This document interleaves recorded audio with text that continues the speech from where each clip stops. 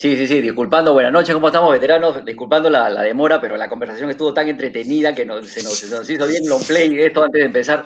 Así que bueno, vamos a empezar ahorita rápido haciéndole la competencia a Beto Ortiz. Le vamos a ganar, esta noche le ganamos. En el rating tenemos Le como ganamos en el invitados rating. ¿Ah? al comandante Valderrama, Gonzalo Valderrama, cuyo chapa de vuelo es Fonsi, muy conocido como Fonsi, y a Eduardo Núñez, el comandante Núñez, el Cholito Núñez, para comentarnos, bueno, el comandante Valderrama de piloto naval, piloto de Mi-8, bastante bien volado en la zona de emergencia, y Lalo, pues también, como infante de marina, bastante experiencia en ese tipo. Entonces nosotros vamos a hablar hoy día de Apocalipsis Now, una película Ya, bastante fuerte, de corte psicológico, bien fuerte. Dale yo. ¿han visto la película, no? Lalo, ¿la has visto, no? Ya hace tiempo. Por si acaso. Igualmente, Claro. igualmente. Pero es muy Le he impresionante. vivido, le he Uno se vivido. acuerda de todos los... Así es. La he vivido, sí. Le he vivido. De hecho, de hecho. A ver, Buenísimo. vamos a ver un fragmento pequeñito y de ahí seguimos conversando. Este es el inicio. Ajá. Ojo con la música, es bravaza, los Doors la rompían. Sí. Sí, esa es la época de Doors. Sí, es buenísimo. Aquí. Jim Morrison, sí. Bueno, acá arranca supuestamente con algunas imágenes que tiene el protagonista en la cabeza. O sea que es ahí está Martin Sheen, el papá de Charlie Sheen de Two and a Half Men, y es un agente de inteligencia bastante, bueno, chocado por la guerra, por las misiones que debe haber tenido previas, que nunca se supo qué tipo de misiones son. Simplemente él comenta que él mejor ya se sentía dentro, en casa, estando en la guerra, que fuera de ella. Ustedes que han visto la película, esa, o sea, el sentirse mejor en esos momentos de destaque que en casa, ya es una invasión psicológica potentísima, porque ya no, ya un poco que confunde la sensación de bienestar de una cosa con la otra, ¿no? O sea, supuestamente uno debería estar mejor en casa. No sé si podría contar bien rápido lo que pasaba en esa época. Charlie Sheen hace un papel muy importante. Charlie Sheen hace el papel de un oficial teniente de operaciones especiales del ejército, pero con curso de inteligencia. Eh, la reacción que él tiene es la reacción de mucha gente que tuvo muchos tours en Vietnam.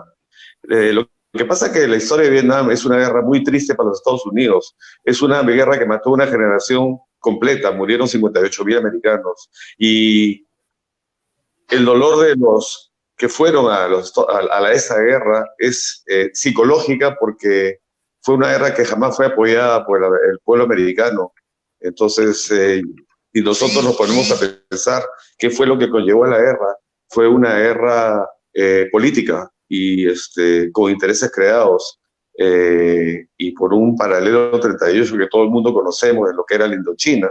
Entonces, mucha gente, de nuevo, pedimos al comunismo, que lo habíamos conversado antes de entrar a la sesión, pero la verdadera razón del dolor y el trauma de muchos americanos es que fue una guerra política desde el principio hasta el final, con el apoyo, con el no apoyo del pueblo americano. Por eso que ellos llegaban, encontraban a las esposas prácticamente con otras personas, la gente los escupía, y yo he leído mucho sobre la historia de Vietnam, y la verdad que hasta el día de hoy hay gente muy traumada que no tuvieron el reconocimiento como los soldados que lo tuvieron en la Primera y la Segunda Guerra Mundial. Gracias a un pequeño grupo que se creó a partir de los 75, 80, que empezaron a reconocerlos como verdaderos luchadores contra el comunismo. Y eso es lo que yo pienso, eso es lo que realmente pasaba en esa época. Los dejo a ustedes a ver qué opinan. Sí. Cholito, ¿tú qué Lalo, opinas? algo vas a decir, Cholo. A ver, yo pensaba, a ver, yo creía que la pregunta era un paralelo, ¿no? O sea, él está Claro, un recordando paralelo ya en a lo que casa, nosotros también hemos pensado. él está recordando ya en casa, si bien estando ya sano y sano y en esa comodidad de estar ya en su país, en su casa, fuera del campo de batalla, su mente sigue allá, ¿correcto? y cada uno tiene su historia, ¿no? Y sí, muchas veces hay cosas que inclusive tú siempre te las vas a llevar y las vas a pensar, ¿no? Hay que saber, creo yo, discernir lo que pasó, que fue, como en una época nos decían, ¿no? Hay muchas cosas que de repente,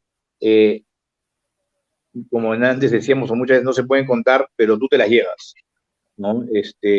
Ahora, justamente toda la preparación y el entrenamiento previo te ayuda a superarlo de la mejor manera. Hay gente que, por diferentes razones, como bien decía Fonsi, todas esas razones hicieron de que mucha gente se vea más afectada.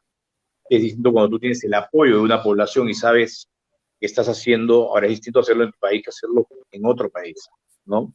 Pero sí, yo veo como que ahí Chin, aún estando ya en los Estados Unidos, fuera del campo de batalla, todavía su mente seguía ya. Sí, o sea, es un poco complicado en ese sentido porque, y siendo agente de inteligencia, y como decía el almirante Tello en algún momento en una de sus charlas, hay un punto donde el infante, el FOE o el combatiente llega a tener esa dopamina, esa adrenalina que le gusta sentir esa onda que está dentro del combate y todo, y ya está más pensando en estar ahí dentro, que se vuelve mucho más peligroso, evidentemente, que en la tranquilidad de la casa, de la chamba. Lo que pasa es que ya hay un momento en el que, a ver, número uno, es tu profesión, te preparas para eso, ¿no? Y cuando ya estás, como decimos, y es realmente, cuando estás en situación ya, sí, la adrenalina es tal de que ya es preferible estar ya en el lugar de los hechos y en combate que estar en esa incertidumbre que te consume más, ¿no? Entonces, sí, de hecho ya a veces tú ya sabes cómo es, pero quizás no lo piensas tanto, es más es un feeling que ya quieres estar en el momento. Te gana la pasión, la emoción, qué sé yo, ¿no? Claro. Y tiene que ser así, porque yo les digo una cosa, si tú eres inseguro y no tienes esa adrenalina, en la guerra de Vietnam, eres un hombre muerto bien rápido. Y les digo una cosa, yo tuve la oportunidad hace 4 años de estar 13 días en Vietnam. Yo llegué a Hanoi y tuve la suerte de recorrer de Hanoi. Crucé todo Vietnam a través de Hoi An, me fui a Da Nang, vi el sitio donde desembarcaban los Marines del 64, fui a la zona desmilitarizada, fui a Hue, que fue la batalla más sangrienta de los Marines contra el Vietcong, así es, y durante el TET, la ofensiva del TET. Y llegué a una cosa impresionante, creo que fue lo que más me impresionó, aparte que estuve en Hanoi, vi el Hanoi Hilton. Sí, estuve ahí. Impresionante, porque antes de ir a Hanoi Hilton, el guía me dijo, hay una especie de ensenada que viene del mar y me dice, ¿ves ese punto que está a 5 kilómetros de distancia? Me dice, sí, le digo, bueno, ahí fue donde cayó el paracaídas de McCain, el senador McCain, que está en descanse. Y ahí nomás a 5 kilómetros se fue al Hanoi Hilton a ser uno de nuestros huéspedes. En una forma sarcástica, porque yo les cuento una cosa, Vietnam del Norte es muy comunista hasta el día de hoy. Y bueno, y lo que más me impresionó, terminé el Delta de Mekong y fui a los túneles de Cu Chi. Los túneles de Cu Chi fue lo que más me impresionó. Ahí me di cuenta de que Estados Unidos, uno puede estar lo mejor preparado del mundo, uno puede estar entrenado, el Marine, Fuerzas de Operaciones Especiales, tiene 2-3 años de entrenamiento, quizás con las mejores estrategias, los mejores instructores que pueden haber. Yo creo que las Fuerzas Armadas de los Estados Unidos, especialmente los Navy SEAL, creo que son gente bastante preparada y tiene mucha experiencia en guerras.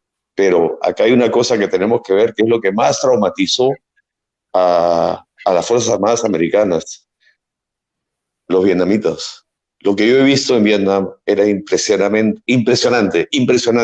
Y es una gente que venía de pelear 20, 30 años contra chinos, japoneses, franceses. Entonces, es una gente que pelea por sus convicciones, pelea por su país, ¿no? Dejando muy al lado lo que es el comunismo, ¿no? Pero creo que los americanos en un principio no sabían a qué se enfrentaban. Creo que siempre, ¿no? Así es, y creo de que ahí empezamos a conocer lo que era la guerra no convencional, porque eso fue una guerra no convencional. Ese es un ejemplo para una guerra de guerrillas que ahí empezamos a conocerlo, claro. ¿Me entiendes? Sí. Y eso es lo que tuvimos acá. Así es, y eso es lo que más trauma a un militar, porque tú no sabes con quién peleas, no sabes con quién peleas. Entonces, esa es parte de la guerra psicológica en la guerra de Vietnam. Mira, tenemos, está el ejemplo de la falta de apoyo del pueblo americano, que tenemos a Jane Fonda, que tenía un canal conectado con el gobierno de Hanoi para hostigar a las fuerzas americanas. Estamos hablando de una actriz famosa de Hollywood, que si hubiera sido una guerra convencional como cualquier otra, esta Jane Fonda hubiera sido traidora a la patria y hubiera sido juzgada y probablemente condenada. Entonces, eso es para que se den cuenta lo que a mi manera de ver, el gran problema psicológico del combatiente americano en la guerra de Vietnam. No sé qué quieren acotar ustedes al respecto. Claro.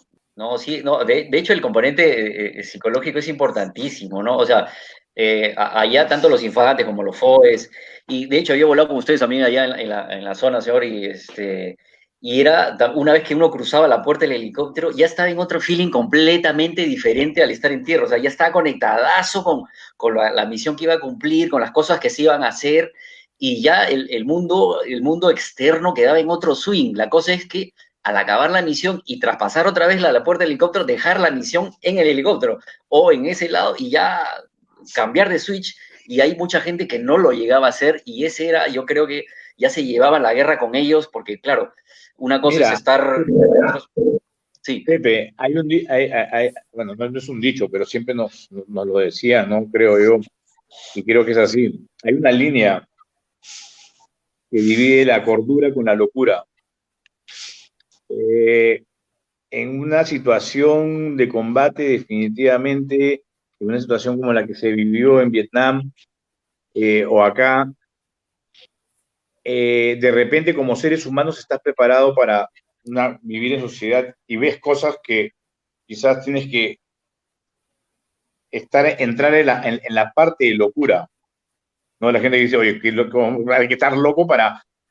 sabes que estás yendo a un lugar donde entras y estás feliz, o sea, pues oye, entras a esa parte de locura. Y muchas veces, pero ese es en esos momentos. O sea, no solamente por combate, de repente si tienes que comer con la mano y tener que cazar, lo que sea, son cosas de que por supervivencia tú vas a tener que estar de repente, pasar ese límite y entrar un poco a la locura para poder sobrellevar el momento. Pero cuando regresas a casa debes de volver y nuevamente, como en algún momento la Charlitango lo decía, ¿no? Sí, allá yo como con la mano, pero llego a mi casa y como pido tenedor, pido vaso, no como con la mano delante de mi familia. A eso voy. Y hay que oscilar a veces entre la cordura y la locura. Hay gente que ya no regresa. Hay una cosita más que me gustaría decirles, muchachos. La generación que fue la guerra de Vietnam, estamos hablando de gente de 19 años. Gente que estaba levado, lo que le llamamos la leva, 19, 18, 20 años, era el GI promedio, era el GI como le llamaban ellos. Les cuento algo rapidísimo. Cuando yo entro, tuve la oportunidad de volar muchos años a overseas, y uno de los primeros capitanes, cuando yo recién entro a esta compañía en el año 2004, la mayoría de pilotos eran veteranos de Vietnam. Y tuve un buen amigo mío que hasta el día de hoy lo tengo, él es de Arizona. Me dijo, Fonsi, me dice, todavía me acuerdo que en una oportunidad yo tenía 20 años y era el líder de una formación de 60 helicópteros. 20 años. 20 años de edad y era el líder de 60 helicópteros para una operación de sembrado en zonas desmilitarizadas. Entonces ahí se dan cuenta ustedes que el trauma es más rápido, porque son gente que ha salido arrancado de la madre y del padre, cuando muchos de ellos recién acabando lo que le llaman la preparatoria, el high school, o ni siquiera ha sido bachillerato, ¿no? Y se han encontrado en medio de una guerra no convencional. Entonces, la gran mayoría fueron muchachos GI que no vivieron un mundo, no tuvieron madurez. Y bueno, como ustedes dicen, les afectó más rápido, ¿no? Oye, Sí, fortísimo. los comentarios de ambos hasta ahorita, qué bien reflejan lo que ocurre en la película. Fíjense que qué interesante, está tomando mucha atención a lo que comentaban y calza muy bien con lo que transmite esta película. Muy bueno, muy interesante. Por Y lo ¿saben menos por qué? ese es el feeling que sentimos, ¿no? Que lo que Claro, el actor en ese momento quiere interpretar en la película, claro. que realmente es por eso, ¿no? Por Claro, Así eso, claro, es. claro. por eso es que cuando la gente ve películas de Vietnam, ya sea en la televisión o películas de Afganistán, de lo que pasa en Afganistán o en Irak, ve la película, pero es una película, o sea, no la sienten. Ellos no tienen la más mínima idea de lo que eh, un militar vive peleando por su patria, ¿no? Entonces, es un sufrimiento que solamente lo llevan ellos. Y con mayor razón, durante la guerra de Vietnam, regresando al país, siendo no reconocidos, ¿no? Por eso también es el trauma. Y es lo que veo en Martin Sheen, en esa cara, en ese rostro. Tiene un rostro de destrucción. Porque si ustedes siguen viendo un Totalmente, poco más cierto. del comienzo de la película, él empieza a llorar, se tira al piso, salta de la cama y llora, porque todo lo que él quería lo perdió porque se volvió adicto, adicto de la guerra, se volvió más adicto de la guerra, que él se sentía más persona peleando en Vietnam que en los Estados Unidos con su familia, Se y eso sentía es más muy útil. triste. Así es, así es. Claro, es de un tipo útil, ¿no? Efectivamente, Claro. efectivamente. Vamos a seguir avanzando con la película. Acá vamos a poner otro fragmento, a Sí, ver porque qué opinan. estamos en el inicio. Ah, Uy, sí, sí. son 3 horas. Pero no, vamos a saltearnos, Sí. vamos a saltearnos varias cosas, Pedro. Ahí va. Esta es una escena para mí fundamental, porque aquí una Esto, casualidad genial. hace que se desenvuelva una escena de combate posterior, ahí nomás, porque es el coronel que se encuentra con un soldado que era un famoso surfer en su momento y él como que le rinde culto porque este chiquillo pues, aparentemente era famosísimo en California y ya se olvida de la misión del teniente que le había dado sus papeles y todo, y le presenta a otros surfers de su compañía, y ahí empiezan a hablar de surf y cosas, y la misión se olvidó. Y para mí me parece fundamental porque esto desencadena, esa casualidad desencadena en la escena posterior, que es ya una de las más reconocidas y famosas de la película. Pero mi pregunta va a lo siguiente. Hay casualidades como estas que desencadenan acciones que realmente, bueno, a favor o en contra, o les ha pasado en algún momento en la zona que la casualidad ha hecho que hay algún desenlace posterior en alguna acción, alguna misión. ¿Existe la casualidad? O sea, el planeamiento se va al tacho a veces por la casualidad. Mira, al final, no sé si me permite responder rápidamente o tomar la palabra primero, con, Claro. con el respeto a ustedes. Adelante, señor, usted es más antiguo, usted la tiene. No, olvidemos la antigüedad. Somos marinos todos y buenos marinos y que salimos de nuestra patria. Y aquí no hay, acá hay amistad y respeto. Mire, acá hay 3 cosas que yo les puedo decir. La primera es que sí se cumplió la misión al final, porque tú sabes que la misión era sembrar el PB Boat en las aguas que lo conectaban hacia Camboya, porque al final la misión fue en Camboya, donde supuestamente no podían cruzar las líneas, pero como era una misión ultra secreta, no se sabe, era Camboya. Entonces, ese es el número 1. Número 2, respecto yo noté algo ahí, que algo también afectó dividió a las Fuerzas Armadas americanas. Cuando viene el muchachito moreno, no me acuerdo el nombre, el flaquito que muere al final de la película, es moreno, y Lin, y lo ignoran. Ahí se dan cuenta algo que afectó mucho en la guerra de Vietnam, la vaina racial, el problema racial. El problema racial afectó mucho. Él lo ignora y se dirige de frente al surfer porque es la pasión del surfing. Ahora, en lo que respecta al surfing, Pepe, tú sabrás... Que ya llega la escena del surfing, Sí. ahí va a preguntar a los dos que son expertos en el tema. Yo siempre, en los trabajos que he estado, la gente lo toma a veces con aprecio de que tengan una persona surfer en el grupo, otra gente no lo ve así. Y eso lo he aprendido en mi carrera. Yo he sido piloto de corazón, pero surfer con todo mi corazón. Y creo que el surfing no es un deporte, el surfing es una pasión y es un estilo de vida. Eso es lo que yo corro olas desde que tenía 9 años. Y creo que, y soy tan amante del vuelo y creo que me he considerado que en mi profesión las cosas las he hecho bien. Pero a veces la gente confunde de que el surfing obstaculiza o nubla los planes. No es así, Pepe, no es así, porque eh, es como si fuera una tribu, como dice mucha gente, ¿no? Que hablan el mismo idioma. Tú sabes que cuando escuchas hablar de los surfers parece que hablaran en otro acento. Así es porque es un estilo de vida. Pero al final, Sí, sí, claro, señor. Me va a decir, Sí, usted me claro. vendió su tabla para correr con usted, yo me acuerdo, y me daba claro, la o orden sea, de ir a surfear con usted. Si no, me quedaba claro, sentado. o Claro, sea, pues, acuérdate, por Pepe, favor. ¿te acuerdas del comandante Sí, Ruiz, Alex sí, Ruiz? Bueno, nosotros Claro, íbamos claro, en siempre se nosotros existió esa rivalidad.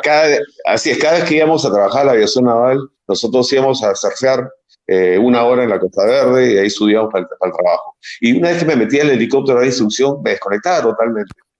Claro, esto ha sido como un hello cuando se encuentran con todos los surfers californianos de gente famosa. Es como que yo aterrice en Trujillo, en un operativo, y me encuentre que de repente, pues, Jerry López esté en el aeropuerto yéndose a Trujillo, a Chicama, por decirte, ¿no? Entonces, yo no estoy cancelando ni anulando ni arriesgando una operación que de repente está bien planeada, pero sí siento la emoción como mayor, no me acuerdo el nombre del actor, la emoción de conocer unos famosos, ¿no? Pero no creo, al final Robert te das Duval, creo que cuenta, es. no, Robert Duvall, pero al final se dan cuenta de que Rob la Duval. misión se cumple, la misión se cumple, la misión se cumple. Ahora que vamos avanzando con la película se van a dar Ah, cuenta claro, claro. de que no se ignora hasta el final, ¿no? Bueno, les cedo la palabra a ustedes, yo no quiero tomar... Pero en la película, señor, al inicio No, el no, coronel le dice que no, le dice no, esta zona es tomada por el Vietcong y por ahí es muy difícil que entremos, pero una vez que conoce al surfer dice, ya, cuñado, vamos a correr las olas que hay en ese sitio, vamos a darles con todo. Y se arma todo un operativo solamente porque quería ir a correr tabla a ese sitio. O sea, también Claro, la psiquis del lo coronel que ya está un poco pasa, trastocada, ¿cómo mira, era? ¿no? lo que Empezar Sí, pasa, a... Pepe, lo que pasa es que, como dice bien Fonsi, tú también sabes, yo también Sí, corro tabla de los 11 años. Y sí, al juntarte con gente, era una motivación para ellos, vamos a tomar esa posición porque son nuestras olas, ¿no? Ahora, muy aparte de eso, No, sí, la casualidad, además como hay tú una frase decías, genial, ¿ah? tú tienes un planeamiento y haces un planeamiento, no siempre, lo que tú planeas no siempre vas a encontrar lo mismo que te pasa en tierra o en la cancha, ¿no? El planeamiento te ayuda y tienes un plan de contingencia Claro. para poder tener algún tipo de curso de acción ante las distintas posibilidades que se te puede pasar dentro de esa la operación que vas a hacer. Pero la casualidad es que existe a favor y en contra, de hecho, ¿no? Hay veces de que de repente, por X motivos, de repente, mira, de hecho de que sí, pero al final la misión, como dice bien Fossi, y todos sabemos, se cumple. Mi vida es importante, pero el objetivo lo es más, ¿no? bueno, para seguir comentando que sigue viendo la película, porque hay partes que yo no me acuerdo, pero yo tengo muchas cosas sobre el punto de esa película en la No, cual podría objetar. además sigamos, hay una sigamos frase avanzando, genial sigamos que es avanzando. A ver, Sí, vamos, Charlie vamos. don't surf. Charlie Don't Exactamente. Surf, claro, Charlie Don't Surf. Por Claro, ese es cierto, Charlie buenísimo. don't surf. Ese es uno de los principales motivos por lo que se fueron para allá. Charlie Don't Así Surf. es. Acá ordena el operativo solamente para ir a correr tabla a ese sitio. Y mueve toda la maquinaria que tenía de helicópteros. Esta parte es increíble. Claro, porque creo que ellos son el noveno caballería, que claro, con el tiempo pues Séptimo. el nombre se Séptimo mantiene, pero caballería. va Séptimo cambiando pues la caballería. tecnología. Sí, ya eso es.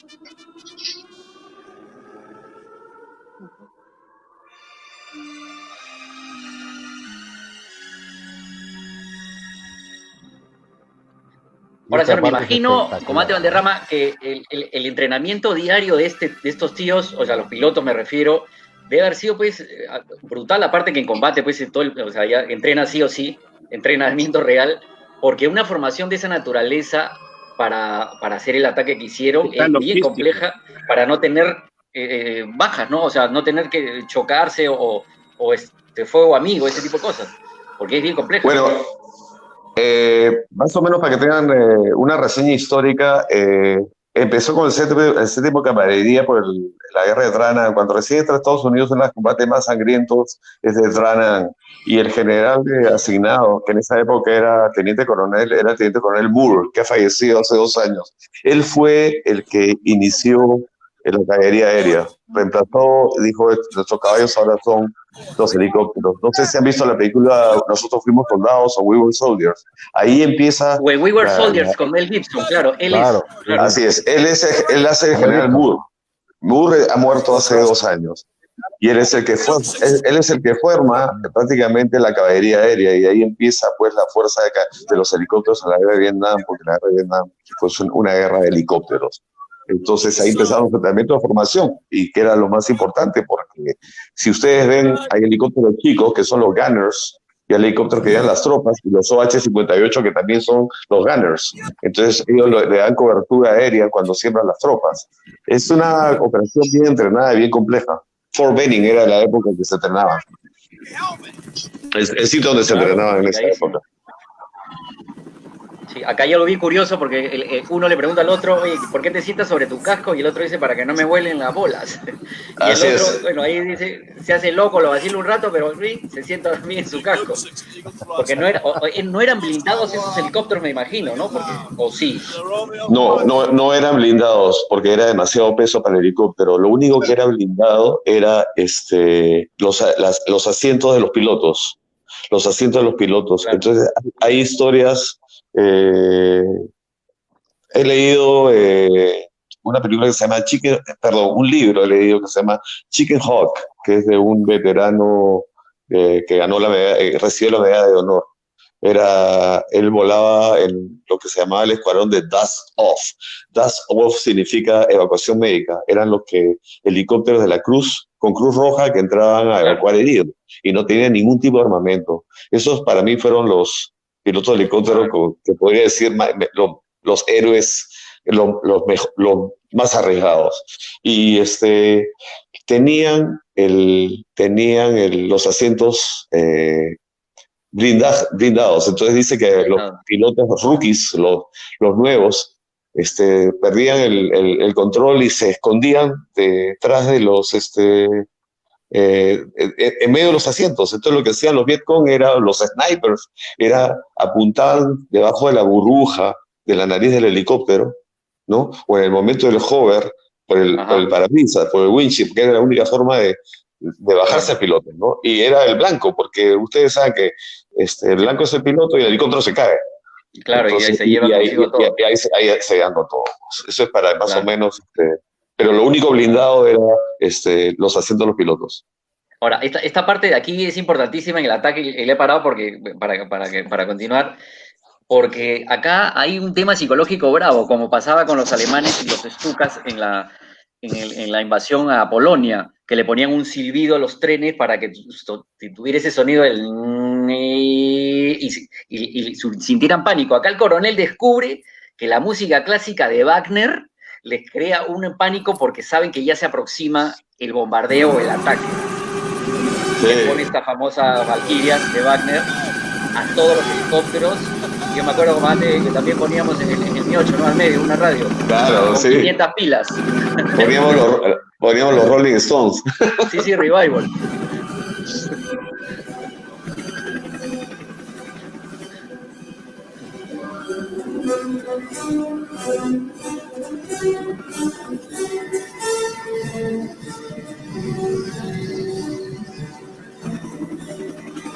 Ahí está la tabla del comandante. Ahí están las tablas. Claro.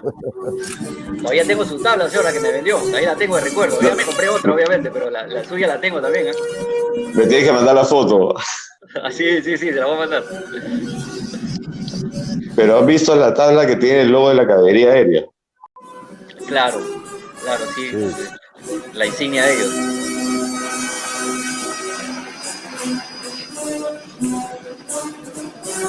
¿Cuántos ceros pueden haber habido en esa excursión, ¿no? Yo creo que ahí es difícil decirlo por la película, pero normalmente las incursiones en Vietnam eran con una aproximación de entre 40 a 60 helicópteros. Depende de la misión. Ah, mira. Sí, ahora vamos a saltearnos un poquito.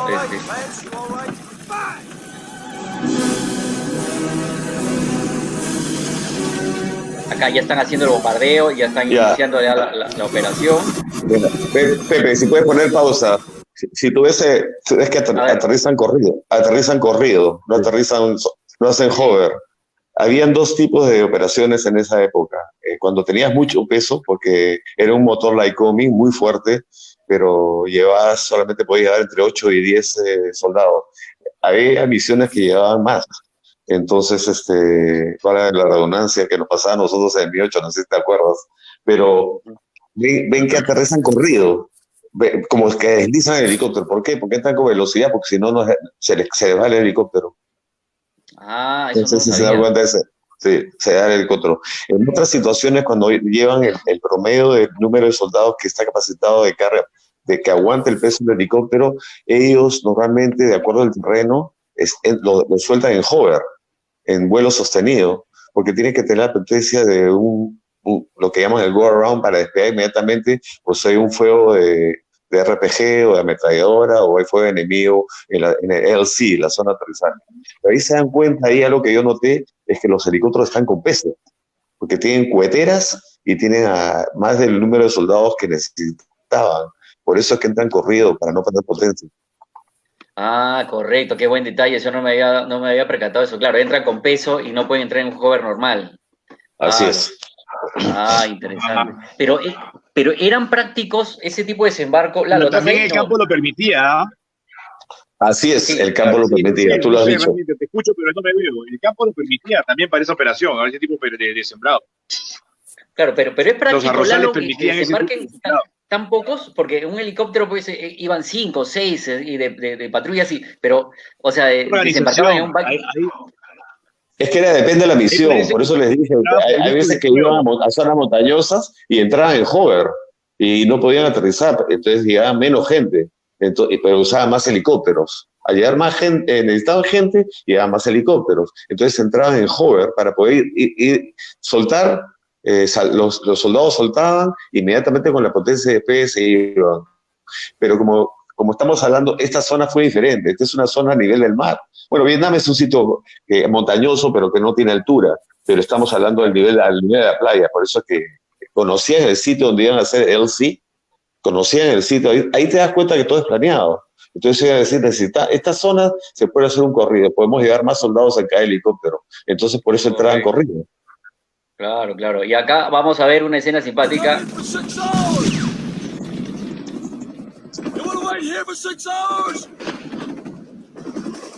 Ahí suelta la lancha, que es la que usted menciona, que es la que ya lo lleva al sitio donde tiene que cumplir la misión. Y mientras que él le dice a sus subalternos que corrían tabla, que se vayan a correr tabla, mientras que ellos están en pleno operativo. Ahí, entre bombas y todo, corriendo tabla. Ahí te das cuenta que revienta para los lados, izquierda y derecha. Sí. Así es, él le dice, confirme lo que son de derecha e izquierda, ¿no? Sí, de izquierda y derecha. Revientan los dos. Sí, pero usted sería capaz de correr así tabla o tú, Lalo, en una situación tan similar. Claro, es orden del comandante, ¿no? Pero de todas maneras, ¿la hacen o no la hacen? Bueno, te voy a decir que es película, no sé si estás de acuerdo conmigo. Claro, es película, pero en una situación así, el enfermazo de la tabla. Sí. Lalo, ¿nos escuchas o no? Estoy hablando con dos personas que les encanta. ¿Perdón? ¿Te lanzas o no te lanzas, Lalo? A correr tabla. Ahí, en esa situación similar. De hecho, que es película. No, pero en la película se ve a los jueces que mandan a correr la ola, están espantados, ¿no? Sí, están asustados. Están más enfocados en los morteros que caen atrás que la misma ola, ¿no? Entonces, en realidad, es película. Claro. Yo creo que ahí lo de Cersei se le fue a un lado. Inclusive el mejor de ellos, que es el rubio que conoce, el famoso, no se mete al agua. Sí, no se mete al agua, sí, claro, la duda, y además está feliz de irse cuando le Eso ordenan se que se mete, vayan, ¿no? ¿no? A ver, si sigamos viendo algún otro pasaje. Vamos a ver un par más, y ahí, porque ya nos vamos acercando, o sea, ellos empiezan su misión, empiezan a desplazarse por el río. Obviamente están yéndose a Camboya, donde estaba este coronel, pero Camboya era un sitio prohibido porque era el otro país, mientras que los vietnamitas sí utilizaban. Una de las rutas de Ho Chi Minh era meterse por Camboya y volver a entrar por el otro lado, cosa que los americanos están prohibidos de hacer porque están cruzando la frontera. Entonces ahí hubieron muchísimas bajas por eso, porque los americanos respetaban la frontera, pero Ho Chi Minh obviamente no, y tenía por ahí un aliado. Sí, a ver, ¿qué parte es esta? A ver, este cuando están llegando, están avanzando por el río y van a reabastecer combustible y se encuentran con una base. Ah, el concierto. Sí, que va a haber un concierto. Entonces, distracción para las tropas, o sea, porque me imagino que la tensión, el estado de tensión debe haber sido brutal en algunos puntos y ya hay un momento en el destaque que tienen que organizar este tipo de cosas, que lo sabemos muy bien nosotros también, porque se tenía que haber algún tipo de distensión.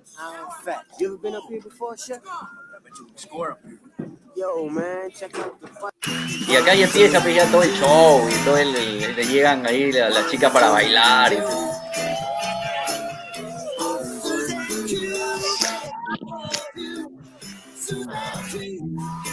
Sí, sí, Revival. Sí, sí, Revival, sí, tío, claro.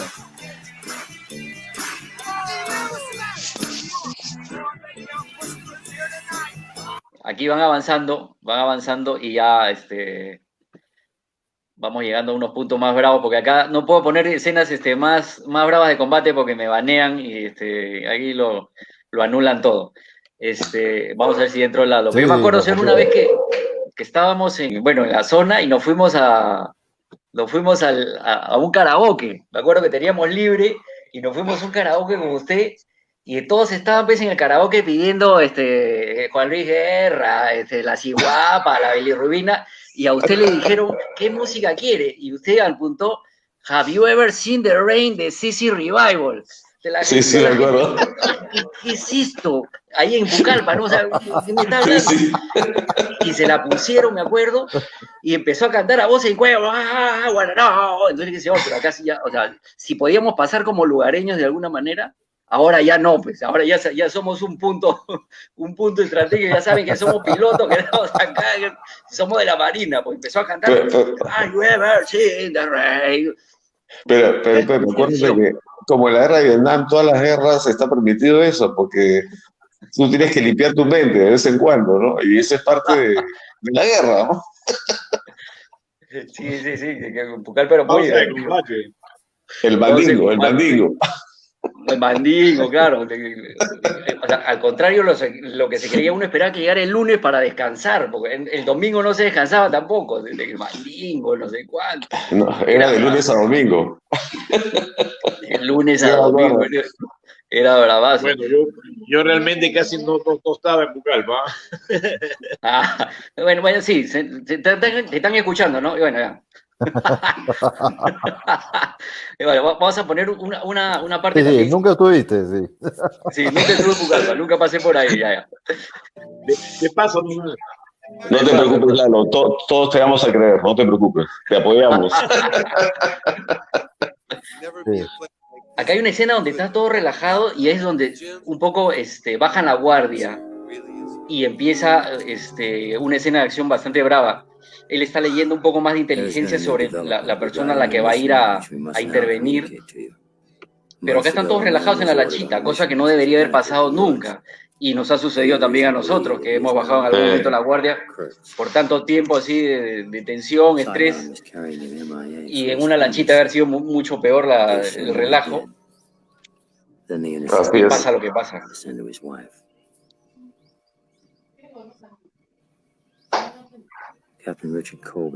¿Te ha pasado, Lalo, que llegues a perder tanto la concentración que Mira, finalmente caes en una situación si complicada.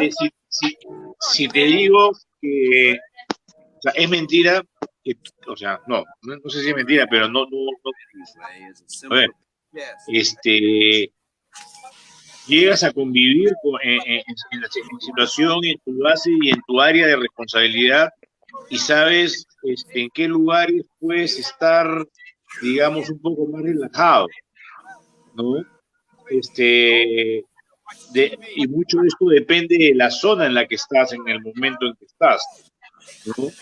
Y por más de que estés en una zona de conflicto, llega un momento en que por naturaleza vas a bajar la guardia, pero buscas el momento indicado y por lo menos lo haces de una manera de que no todos se abandonan, ¿no? Me refiero, mantienes un servicio, un grupo de guardia atentos, o sea, personas nosotros teníamos normalmente en una base de patrulla donde de repente habían, base de patrulla normal, ni muy grande ni muy chica, digamos, un abrazo como tipo Zúcaro, tipo Bipoca, Libertad, Boquerón, de 3, 4 patrullas, de las cuales una estaba, digamos, de descanso, una de patrulla, una de combo y la otra de guardia, ¿no? Entonces, la que se relaja es la que está de free en ese momento.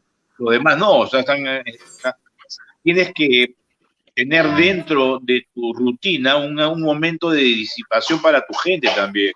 Si no, no vas a aguantar. La tensión,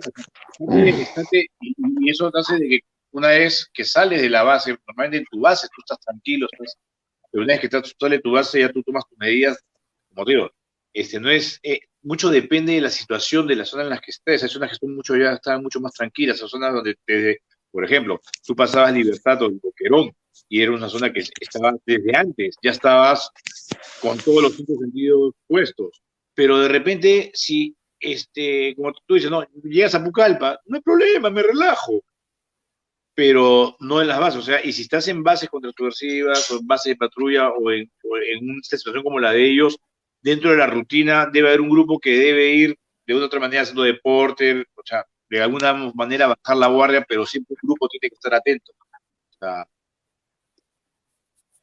esa es la realidad. Para contar un poco lo que dice Lalo, totalmente de acuerdo contigo, Lalo, y ese es el problema de la guerra no convencional, la guerra subversiva.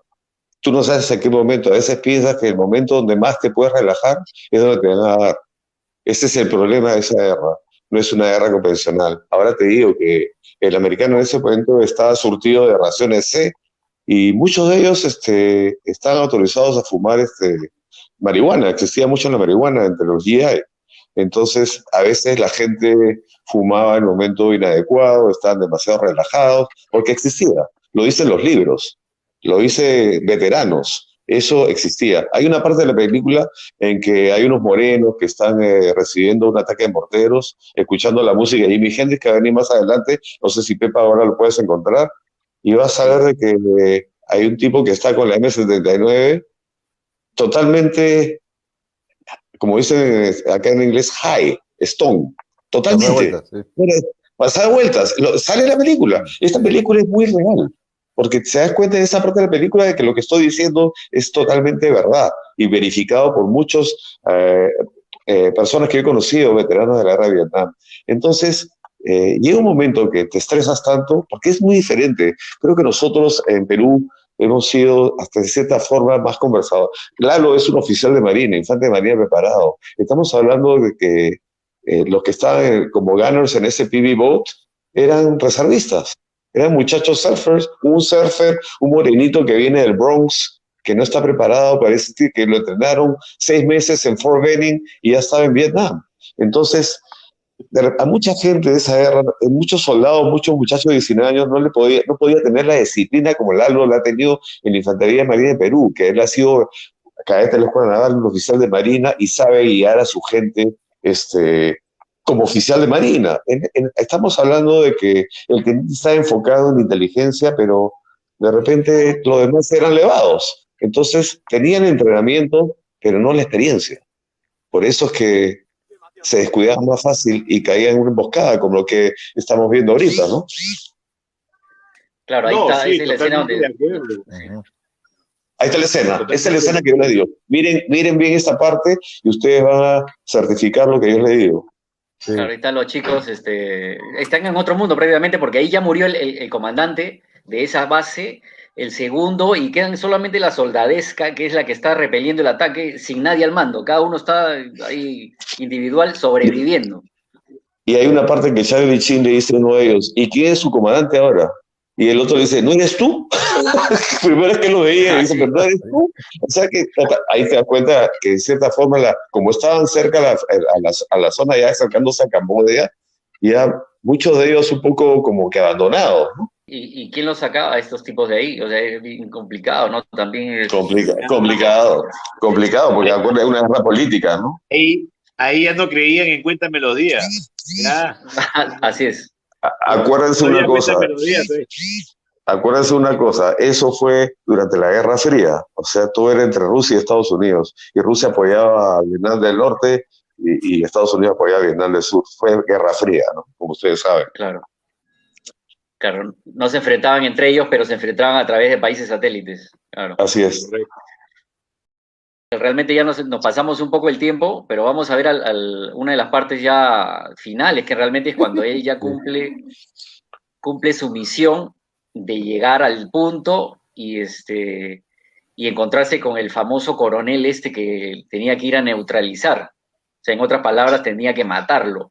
Y era un tipo completamente trastornado por la guerra, pero por los horrores de la guerra. O sea, porque era el primero de su clase, el que siguió todos los cursos, hizo inteligencia, operaciones especiales, pero vio tanto horror en la guerra que ya ni siquiera regresó. Y horror en sus mismas filas también, o sea, porque no necesariamente en el bando contrario, sino en el propio. Y vio también desorganización y que era político y que muy pocos se fijaban en la vida de sus propios soldados, simplemente los mandaban a matar sabiendo que iban a morirse. Sí, no solamente eso, Pepe, no solamente eso, él era coronel, un alto grado, y lo que pasaba que él era parte de un plan estratégico con los generales. Entonces lo que pasaba era, como en la película Hamburger Hill y en muchas misiones de combate en Vietnam, ellos conquistaban un punto, perdían la mitad de sus soldados y después abandonaban el punto y era retomado por el Vietcong o por el Vietnam del Norte. O sea, ellos no sabían con qué luchar y cuál era el blanco. Entonces, eso fue una de las cosas que más traumó a este coronel. O sea, yo no sabía ni por qué peleaba. Y perdía a su gente, pero no sabía por qué peleaba y para qué. Entonces, un tipo que se sintió traicionado por su mismo gobierno. Eso es lo que yo lo veo ahí en la película. Ahí es Sí. No, y además un tipo muy profesional y preparado, porque mira cómo influye en esta gente, ¿no? Que ni siquiera lo conocía, ¿no? Y le creen los mismos, lo de la zona. Tan profesional que por eso mandan una misión secreta porque el gobierno decide anularlo. O sea, qué importante y qué fuerte, ¿no? Que el gobierno decide hace una misión para anularlo. Un coronel. Impresionante. Sí. Claro, y realmente ahí pierde, o sea, Sí, qué excepción, ¿no? Al final, bueno, en todas partes se dan, ¿no? Pero qué excepción para él, y ahí pierde lógicamente toda motivación, ¿no? O sea, porque, o sea, es distinto cuando tú tienes una razón que es tu patria, tu población, tu gente, tu familia, tu historia, tu país, tu estado, es distinto, ¿no? Así es. Y lógicamente, y estás defendiendo tu nación. Ellos estaban, para empezar, como todo el mundo sabe, y bueno, Estados Unidos nunca peleó una guerra en su territorio, ¿no? Estaban en otro territorio, pero al no tener, como bien dijo Fonse al inicio, el apoyo de la población que lo veía, que era una guerra política y todo lo demás, los que de una u otra manera estaban allá, sí ellos no se sentían comprendidos. Pero cuando bajo estas acciones se hacen eso al coronel, lógicamente te das cuenta de que en cierta forma era verdad todo lo que decía la población, ¿no? Entonces, ¿para qué fuimos? ¿Para qué estuvimos? ¿Qué es lo que vamos? Y si Lalo, tú no estás convencido, eres el líder de toda una organización, por un coronel a cargo de todo un regimiento, lógicamente, ¿cómo motivas a esa gente? Y te voy a decir una cosa, y mira, por matar a un coronel, porque así lo creía necesario, y porque no era no era asequible, ni era útil, era probablemente un obstáculo. En el zapato. Claro, pero ¿qué hicieron? Lo que llaman los americanos el collateral damage. Perdieron 3 hombres por matar a uno, porque muere el cocinero, muere el Lin y muere el capitán del bote. Mueren 3. Claro, sí. Claro, mueren 3. Claro, para matar a un americano, no para matar a un Vietcong, para matar a un americano. Sí. Qué absurdo, que ¿no? de hecho tiene que haber pasado de todas maneras algo similar, porque ahí también la película se filma casi a 1 año o 2 de haberse rendido ya o haber firmado el armisticio los americanos en el 75, pero esta se filma en el 76 y se estrena en el 79, o sea, ahí nomás, o sea, la tenían vivita. Calientita. Y bueno, es una película extraordinaria. No pasó por muchos filtros. Así es. Definitivamente, no pasó mucho filtro. Y ahora se analiza desde otro ángulo completamente diferente, ¿no? Porque ya han pasado los años y ya uno está más asentado en eso, pero es completamente psicológica, o sea, refleja la psiquis del norteamericano de ese momento bastante bien, o sea, porque no se ve tanta escena de muerte o de cosas explícitas, pero se ve violencia. Que te lo deja la imaginación. No, ha sido más el manejo de la alteración, sí. ¿no? Cómo los comienza a trastornar completamente, ¿no? Sí, claro. O sea, ves cuerpos muertos por aquí y por allá. De hecho, que toda guerra trae escenas y todo el mundo, como decía, en un momento tiene su historia. Sí, en Estados Unidos, por muchas razones que la mayoría, como si les he explicado bien, muchos de ellos tuvieron problemas psicológicos, más aún que cuando regresaron se vieron atacados por la sociedad americana, ¿no? Entonces, es distinto, pero igual, a todas las personas que de una u otra manera han estado en un conflicto, en una guerra, convencional o no convencional, y no solamente en una guerra, o sea, si todos creo que han estado en una situación en la cual han visto o la muerte cerca a ellos o a los que han estado al costado, siempre va a calar en la persona, en el cuerpo, ¿no? Lógicamente, Totalmente. cuando es distinto que tú veas un atropello y te afecta un momento y te olvidas, cuando has convivido buen tiempo de tu vida en una de estas situaciones, ¿no?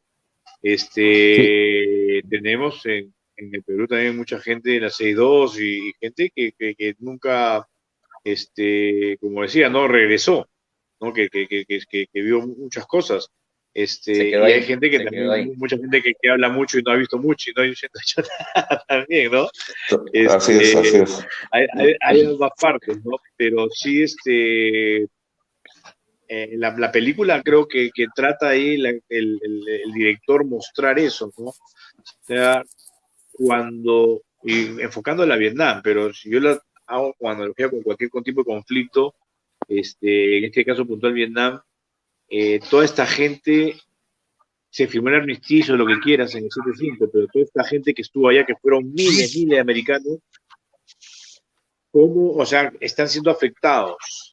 Y creo que la idea de esa película era abrir los ojos al pueblo americano de que esta gente fue porque los mandaron abrir los ojos a la gente. A ver, muchachos que regresaron afectados y se les debía dar algún tipo de apoyo, ¿no?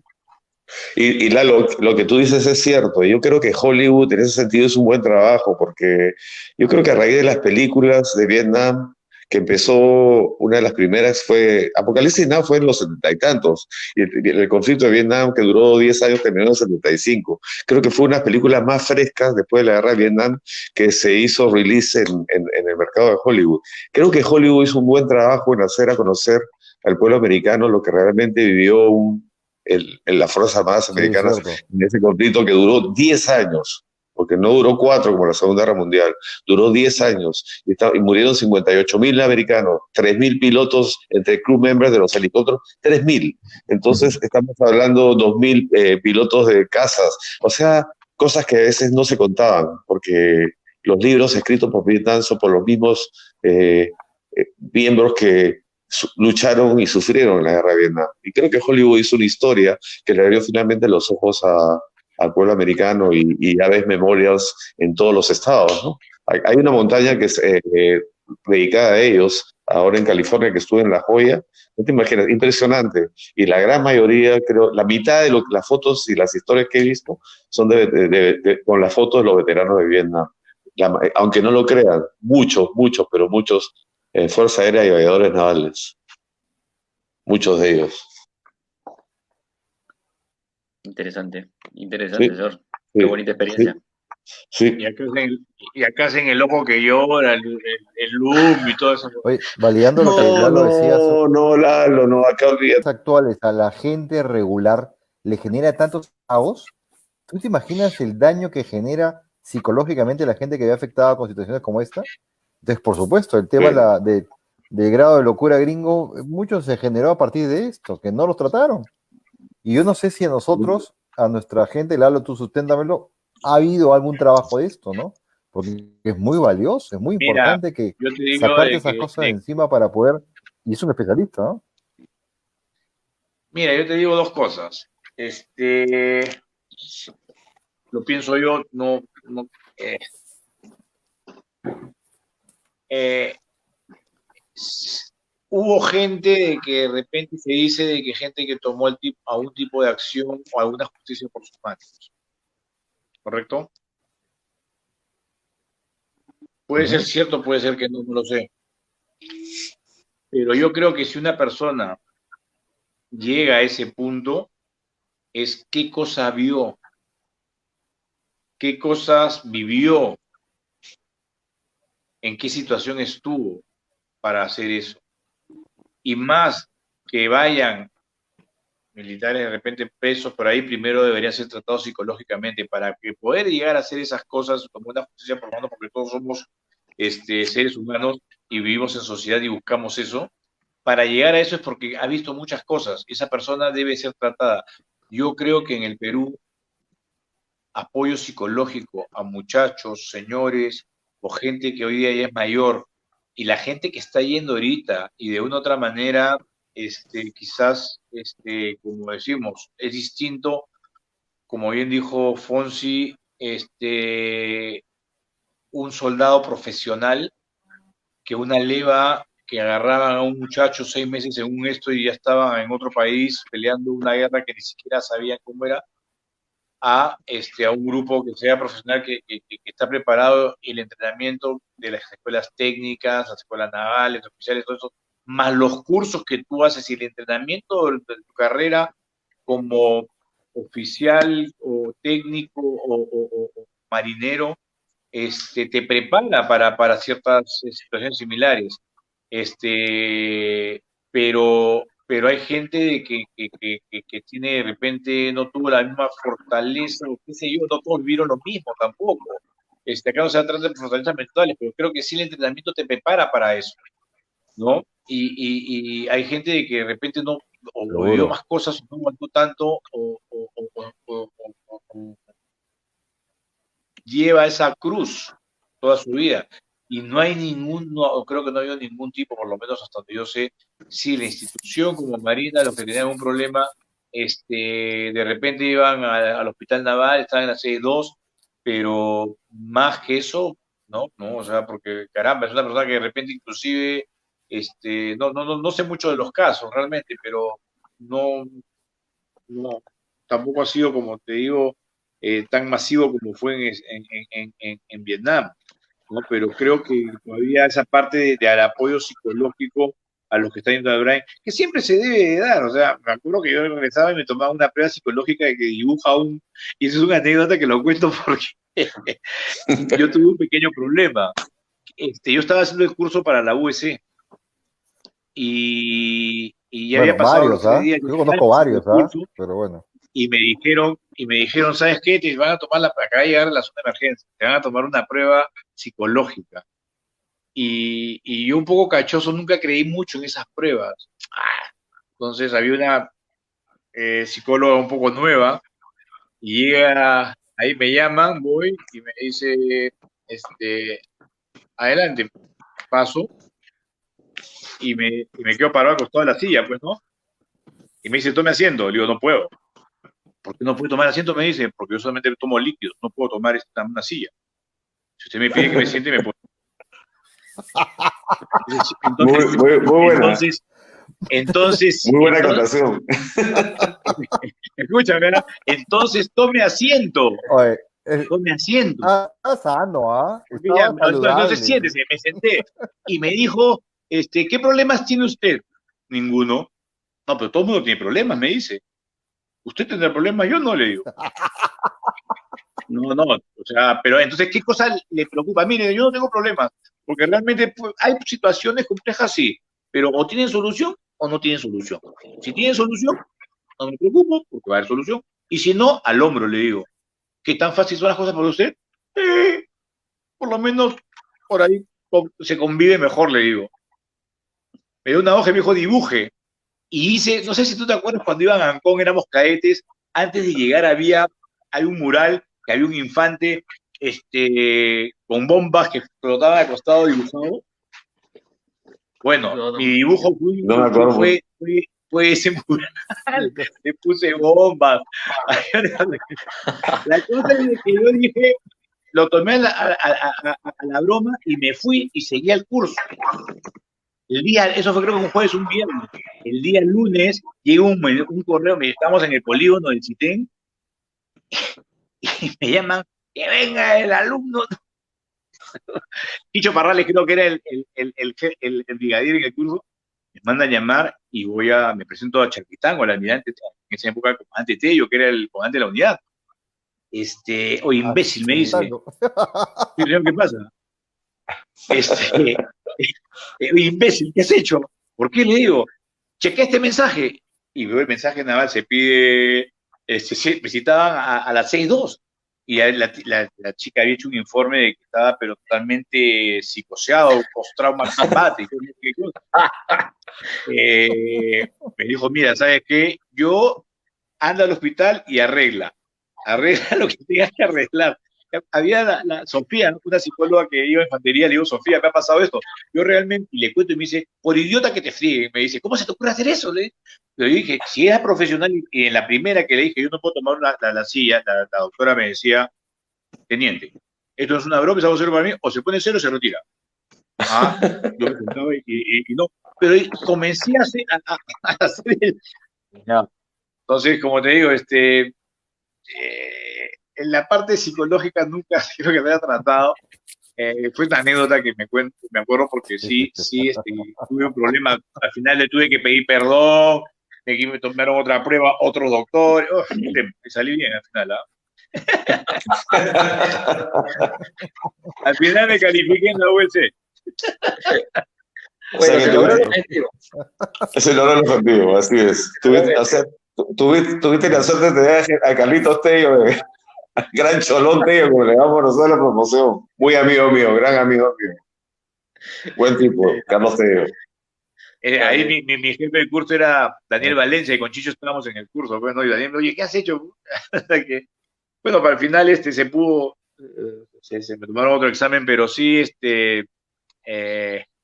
y creo que cuando nos tomaban esos exámenes tampoco lo hacíamos creo que eran muy básicos, ¿no? Lo que nos tomaban cuando tú regresabas de la zona, o ustedes también como pilotos, y regresaban, era el mismo examen, que era un examen creo que como un examen de preselección, más que enfocado a qué problemas podías traer de la zona. Sí. Es verdad. Así era, es verdad, la pura y verdad. Por eso que yo quise a ver si la chica la chica ¿cómo se llama? De repente se daba cuenta, o qué tan fácil era que su resultado, su diagnóstico no sea correcto, ¿no? O de repente también la doctora agarró eres payasito, ahora ves. Claro, sí, pues, es verdad. Bueno, ya nos hemos pasado de la hora, sí, pero antes, sí. Espera, Pepe. Sí, el puntaje. Pepe, antes de terminar, siempre hacemos la pregunta de rigor, ¿no? Para ustedes dos, del 1 al 10, ¿con cuánto califican a la película? En el tema de realidad. O sea, ¿qué tan real es esta película? Del 1 al 10. Yo le pondría un 8,5, porque hay ciertas cosas que quizás hasta un 9. El uno que no le pongo es por la parte del surfing, ¿no? Por correr tabla en Sí, medio. eso es un poco ya tirado de los pelos, pero el resto creo que es bastante real. Muy real, Sí, muy real. igual, Y igual. no lo sé, a ver qué piensan ustedes, cuál es el peso de un PBA boat en la guerra de Vietnam, porque ellos venían, la base de ellos era el Delta Mekong. No sé si un Pueden UH-1N cargar. creo que podría cargarlo. Eso también un poco que me duda en la película. La forma que lo tira, yo creo que fue una pequeña falta de experiencia, Sí, no, claro, una pequeña cierto. falla de la dirección de la película. Esas dos cosas que yo podría acotar en lo que, no lo que a mí me parece un poco irreal. El resto creo que estoy muy seguro que muchas cosas así peores sucedieron. Esa es mi opinión, mi apreciación. No, Sí, Solito gracias. tú. yo también le doy Lalo, un 8.5, 8. Una película bastante real, bastante cruda de lo que es o lo que fue. Y sí, creo que todos la hemos visto en algún momento, ¿no? Y realmente, más aún con la explicación que ha dado Fonsi, porque quizás, y se nota que él sí conoce bastante la guerra de Vietnam, más de que lo que creo que estamos acá, tanto como comentaristas, como la gente que está invitada viendo, ¿no? Entonces, sí, es una película bastante, creo, real, un 8 creo que es un buen puntaje. Y lo de la tabla también, bueno, o sea, mira, yo cuando estamos todos con el tema de Tumbes y con Ecuador, la tabla la tenía en la villa. ¿No? El fin de semana me iba a Máncora o a Lobito, donde reventaba. Lalo, escúchame, te voy a dar una interrupción bien rápida. La única forma en que esa gente se hubiera metido a correr tabla, con todos esos bombardeos atrás de morteros, es porque se habían metido un huirazo de la patada y estaban pero a estonazos. Esa es la única- No, eso definitivamente es película en Hollywood, claro. Eso es película en Hollywood, no había otra, definitivamente. ¿cierto? Sí, claro. Sí, sí, De sí, todas sí. maneras. Siempre De poner un todas poco Yo de creo que maneras. ni chispa, así, ¿no? ¿eh? Yo creo que ni así, No, ni así, no, ni así, definitivamente no. ni así. Eso es Sí, sí, parte de sí. película, pues, ¿no?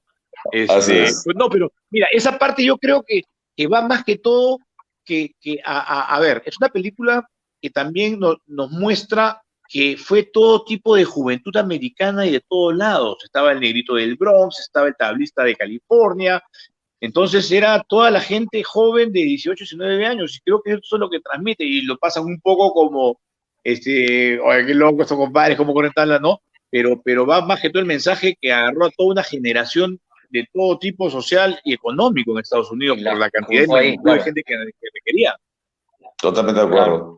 Sí, sí, sí, claro que sí. Pero bueno. Totalmente de acuerdo. Totalmente. Bueno, les agradezco muchísimo su apoyo para analizar esta película. Ya quedamos para Sí. analizar otra después de ser punto de quiebre. Le he puesto ahí full tabla. No necesito hacer Uy, guerra.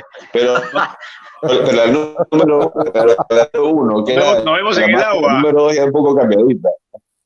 De Bueno, Nos eso vemos todas en es el obvio, agua. pues, maneras, Saúl. un Hay gusto, paracaidismo, habían avión, o sea, hay tema también.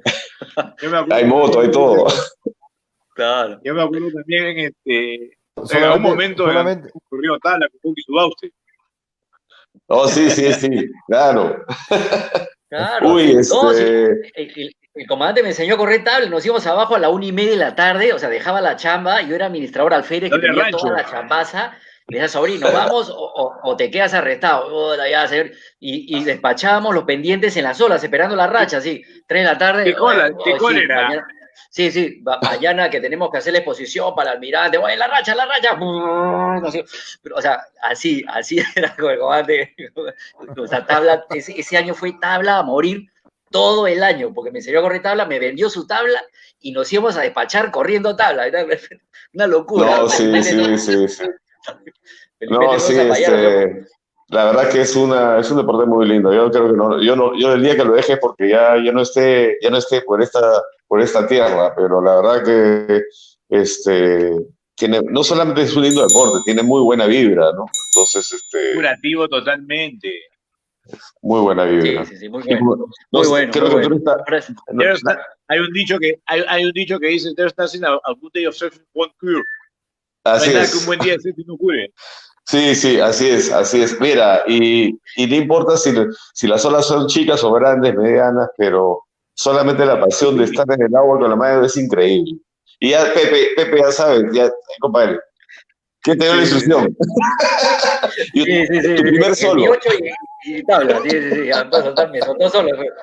Sí. Bueno, vamos a cortar aquí con la gente para que se vayan a ver sus programas políticos y toda esa basura de que se están inundando todas estas cosas. Así que, veteranos, nos vemos. El jueves hay una buena. El jueves nos van a enseñar un poquito de qué va la Constitución, va a estar simpático. Pero bueno, veteranos, listo, nos vemos.